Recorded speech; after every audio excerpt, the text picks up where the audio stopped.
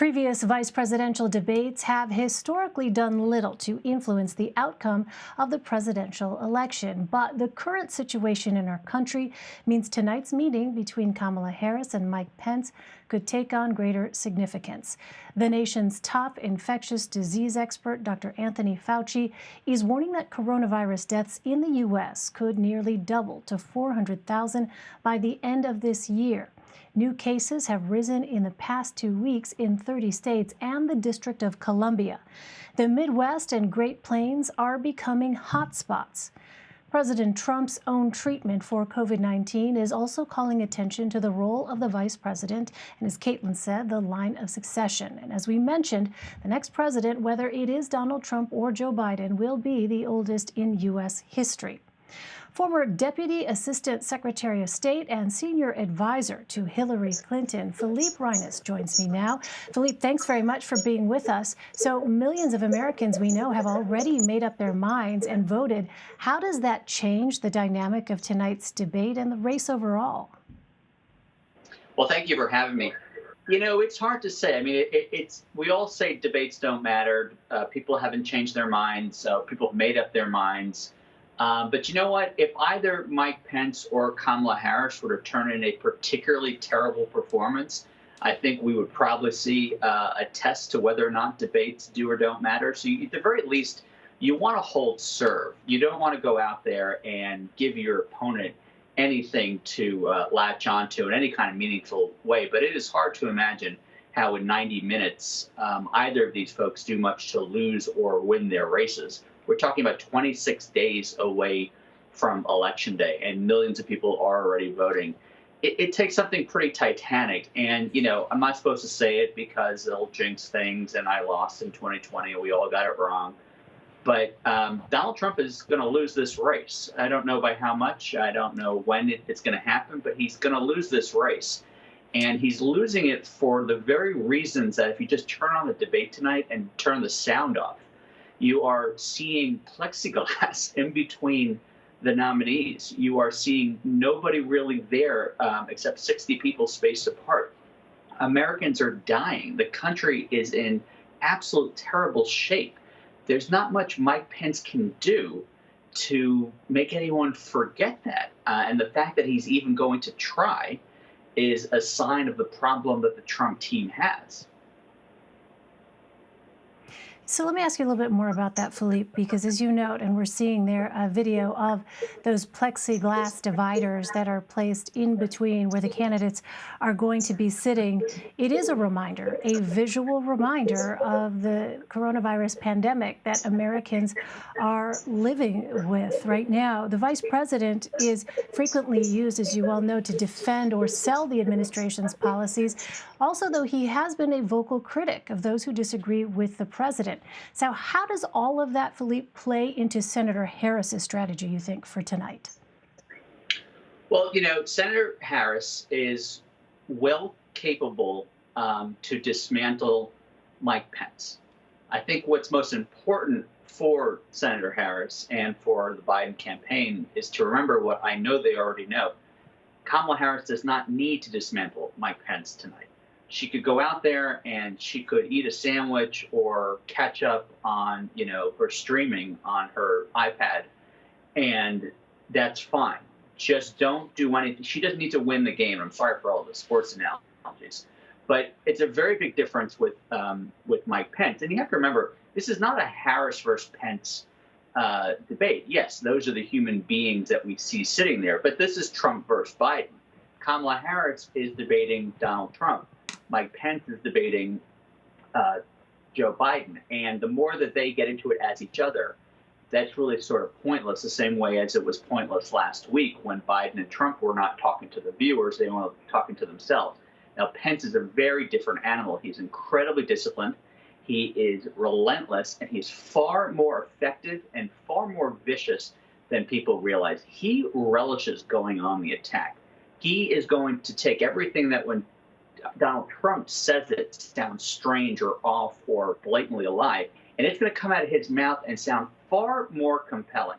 And he's going to say it in a way that's going to be much harder to for it to linger. For instance, I think everyone listening to this conversation right now should ask themselves, without using Google, what is the thing I remember that Mike Pence said that he really shouldn't have said? And I knew I was going to ask myself that question, and I can't even answer it. Mike Pence does not make the biggest mistake Mike Pence has ever made was taking this job.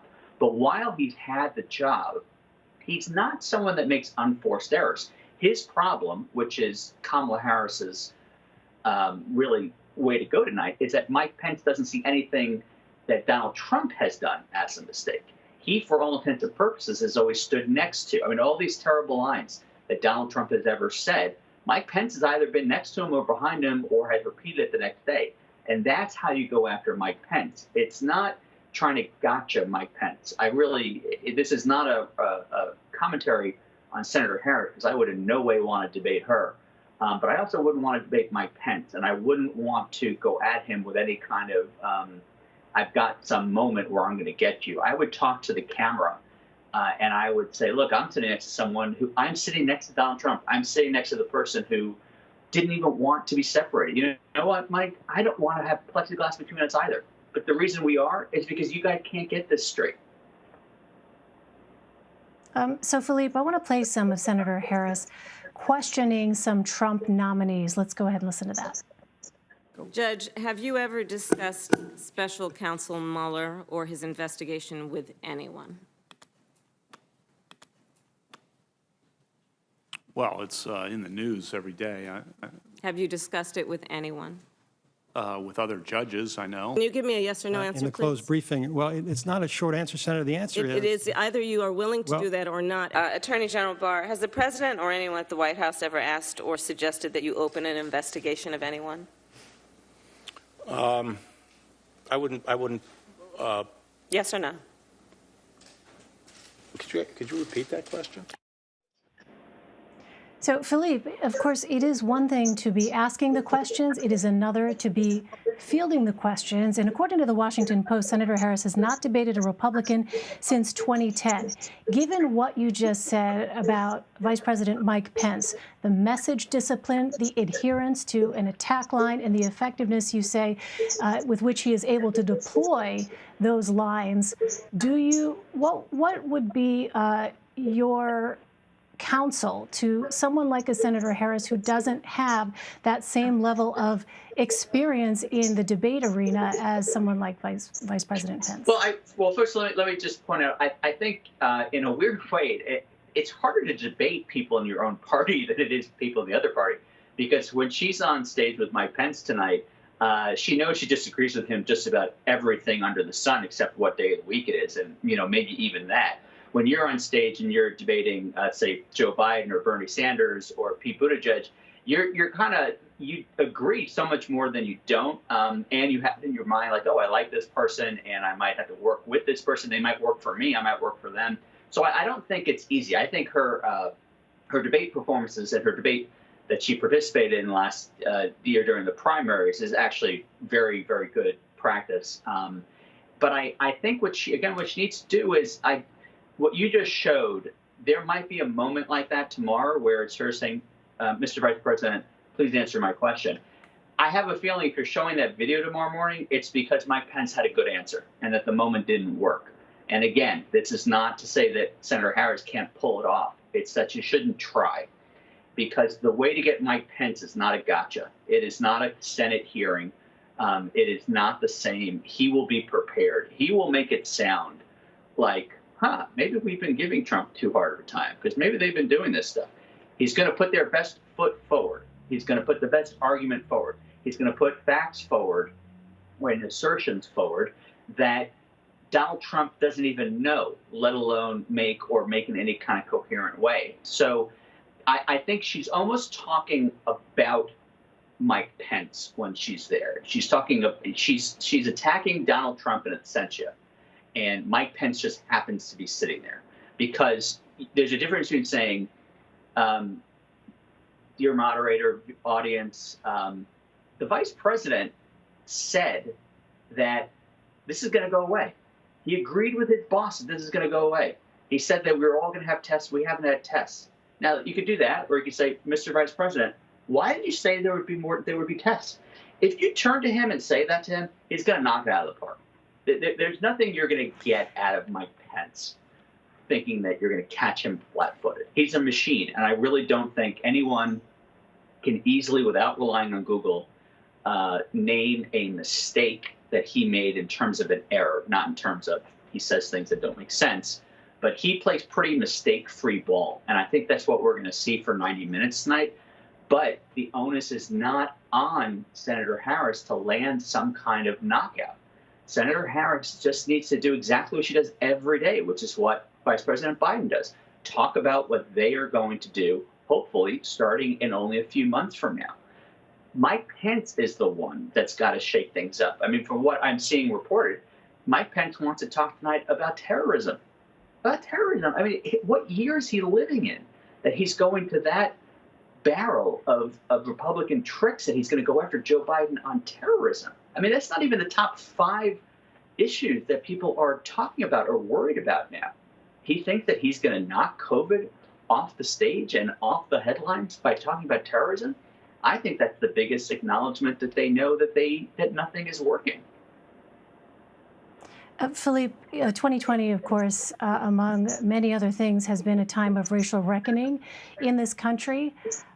What does the fact that Senator Harris is a woman of color, how does that factor into the expectations of Senator Harris? How does that factor into the strategy of Mike Pence as he approaches this debate against Senator Harris? And how does that factor into, you think, voters' evaluations of Senator Harris's performance?